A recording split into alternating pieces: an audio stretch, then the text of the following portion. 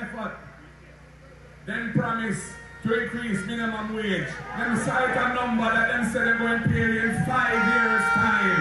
That coming like another pro-box promise. And what they're promising for next year is like a dividend tongue change increase. When we are going to have a complete review of the minimum wage system to ensure that it is kept abreast of inflation and that the workers in this country who are earning at the bottom have a fair deal. And I know it will be a better deal than any other deal. You know when pressure reaches Andrew, it's like he can't take it. When the draw from the bird paper and show him say, and yes, the man flip out and say, the man in Jamaica, they're not Jamaican. Okay, I can't talk that.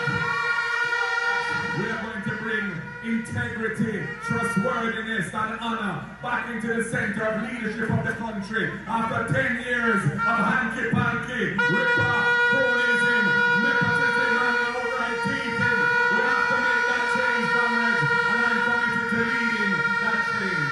Comrades, we have everything to live for, everything to vote for, and everything to achieve the victory for. Are you ready for the people's